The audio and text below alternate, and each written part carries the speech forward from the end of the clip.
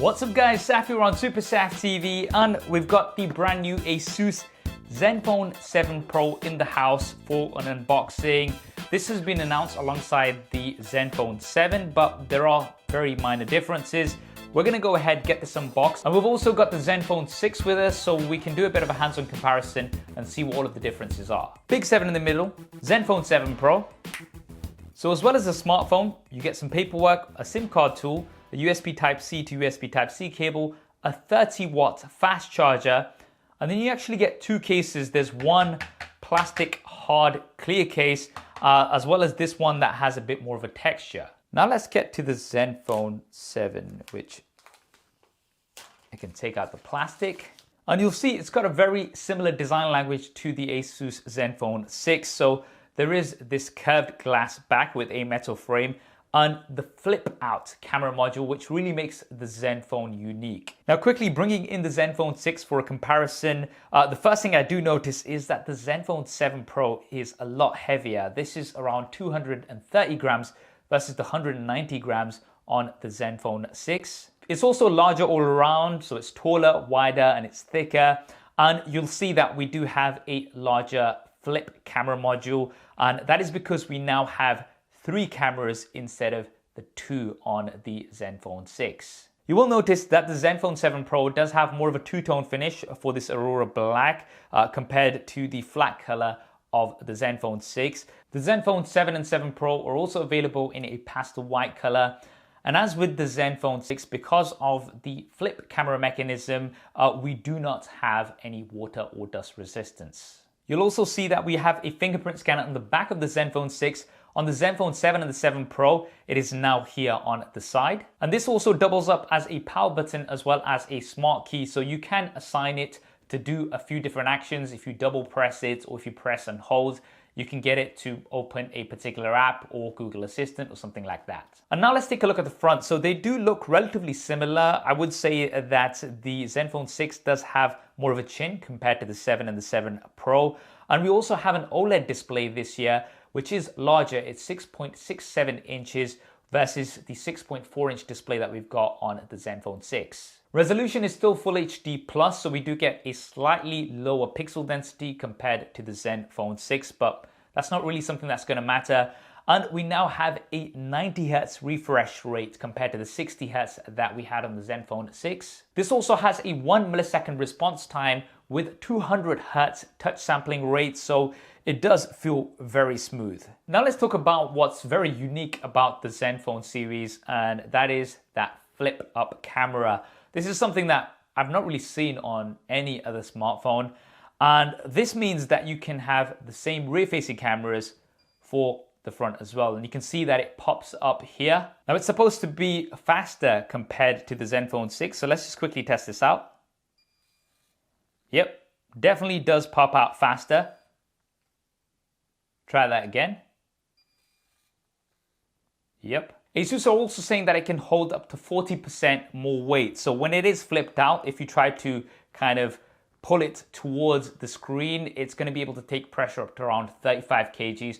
I'm not going to try this out here. I do not do durability. I'll wait for Zach to test out the durability of this camera module. But one thing that we did have before that we also have now is that it will automatically retract if you drop your phone, so that way it is going to protect it. ASUS have also said that this is good for over 200,000 flips, so that's an average of 100 flips a day for 5 years. So this really shouldn't be a problem. The ZenFone 6 has been fine for me over the years, so I'm confident that this is going to be absolutely fine as well. Now let's talk about these cameras. So last year we just had a primary camera and an ultra-wide camera.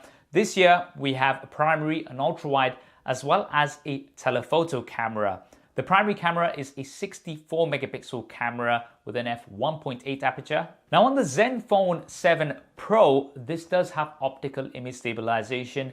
On the ZenFone 7 regular, there is no OIS, there is only EIS. We then have an ultra-wide camera, which is 12 megapixels, and it has around a 113 degree angle of view. This is not as wide as what we had on the ZenFone 6, which was around 125 degrees. But we do have dual phase detection autofocus on the ultra-wide camera, as well as the ability to take macro shots from the ultra-wide camera at 12 megapixels. So you can get right up and close with this same ultra-wide camera. And finally, there is the 8 megapixel telephoto camera, which is going to give you up to 3 times optical zoom. And this also has optical image stabilization on the 7 Pro, not the 7. Now for video, we have up to 8K at 30 frames a second.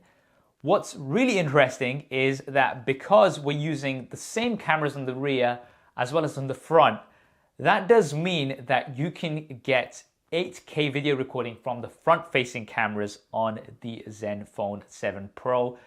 And I believe this is the only smartphone where you can have front-facing video at 8K. I'm not sure why you'd want to record 8K video for your face and, highlight all the imperfections. But hey, there's also 4K at up to 120 frames a second, 1080p at up to 240 frames a second, and 720p at up to 480 frames a second. Once again, these frame rates are available not only for the rear, but also for the front. So I can definitely see situations where maybe you want to mount the smartphone somewhere, but you still want to see it for framing purposes, and you'll still be able to get that high quality for the front-facing shots, whether that's images or video, as you would do for the rear. And I think that's a big advantage for the ZenFone 7 and 7 Pro. Now let's talk about the internals. So the ZenFone 7 Pro is powered by the latest and greatest Qualcomm Snapdragon 865 Plus chipset, up to 256 gigabytes of UFS 3.1 storage, and 8 gigabytes of LPDDR5 RAM. The ZenFone 7 is going to be powered by the Qualcomm Snapdragon 865, not the Plus, so it's still going to be high up there in terms of performance, but it's not going to be as high as the 7 Pro.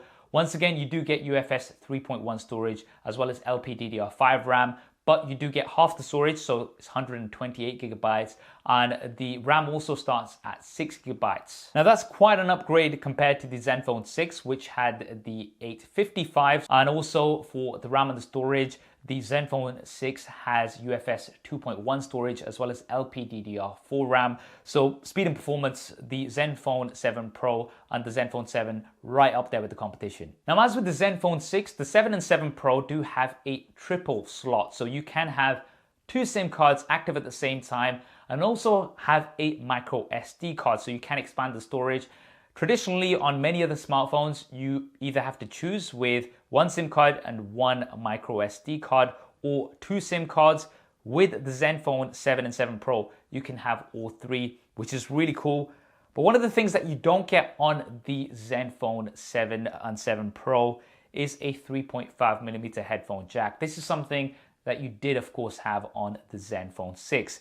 We do have stereo speakers. There's one on the earpiece and there's one bottom firing. And for the battery, we do once again have a massive 5000 milliamp battery. This is the same size as the ZenFone 6. And if the ZenFone 6 is anything to go by, this is going to last you all day long, maybe even up to 2 days for some people. That is a big battery. But on the ZenFone 7 and 7 Pro, this time you do get 30-watt charging, which is up from 18 watts on the ZenFone 6. So that's about a 40% improvement. You can get from 0 to 60% in around 34 minutes, or from 0 to 100% in around 93 minutes. However, unfortunately, there is no wireless charging. This is something that I wish the ZenFone 7 and 7 Pro did have. But I guess because this has such a large battery, we can let ASUS off a little bit. And there are lots of battery care features. We've got a custom charging limit, so you can stop charging at around 90% or 80%. There's slow charging 2.0, which will limit the charge to around 10 watts for less battery wear and 34% lower temperature during charging. And we've also got scheduled charging, so you can schedule your charge to go all the way just before you wake up, for instance. And all of these things are going to help with preserving the battery for a longer period of time. So if you are planning on keeping this for a few years, these battery care features are going to be very beneficial. Now for the software, we do have Android 10 with ZenUI 7 on top. I actually really like ZenUI, and it's come quite a long way compared to what it used to be. ASUS has really taken feedback on board and made it really clean and minimal. And this time we also have Game Genie, which is something that we find on the ROG phone. And this will display information such as your frame rate, your temperature when you are gaming. Finally, for pricing, the only information I've been given as yet is for the Taiwanese pricing. So the ZenFone 7 Pro is going to be coming in at around 28,000 Taiwan dollars, and the ZenFone 7 is going to be coming in at around 22,000 Taiwan dollars.